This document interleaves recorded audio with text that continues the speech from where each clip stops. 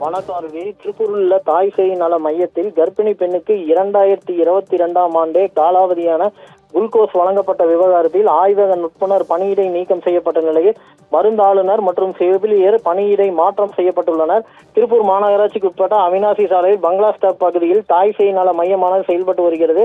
இங்கு ஏராளமான கர்ப்பிணி பெண்கள் மருத்துவம் பார்த்து வருகின்றனர். இந்நிலையில் பெரியார் காலனி பகுதியை சேர்ந்த முனியப்பன் மனைவி பானுமதி 5 மாத கர்ப்பிணியான இவர் நேற்று முன்தினம் மருத்துவ பரிசோதனைக்காக தாய் சேய் நல மையத்திற்கு வந்தபோது அவருக்கு சிகிச்சை அளிக்கப்பட்டு ஊட்டச்சத்து குறைபாடுக்கான மாத்திரைகள் மற்றும் குளுக்கோஸ்கள் நேற்று முன்தினம் வழங்கப்பட்டுள்ளது. இதை பெற்றுக்கொண்டு வீடு திரும்பிய பானுமதி நேற்று குளுக்கோஸ் பயன்படுத்தும் போது அதனின் நிறம் மாறியும் துர்நாற்றம் வீசுவதை அறிந்து குளுக்கோஸ் பாக்கெட்டில் உள்ள தேதியை பார்த்தபோது 22ஆம் ஆண்டே காலாவதியாகியிருந்தது தெரிய வந்தது.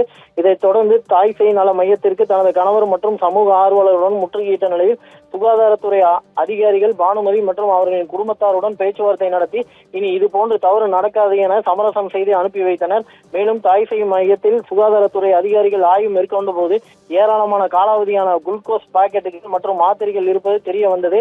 இந்த விவகாரம் மிகப்பெரிய சர்ச்சையை ஏற்படுத்திய நிலையில் இந்த விவகாரத்தில் தாய் சேய் நல மையத்தை சேர்ந்த ஆய்வக நுட்புணர் நாகஜோதி பணியிடை நீக்கம் செய்யப்பட்டார். மருந்தாளுநர் வீரபராசக்தி, செவிலியர் கோமதி ஆகியோர் பணியிட மாற்றம் செய்யப்பட்டுள்ளது குறிப்பிடத்தக்கது.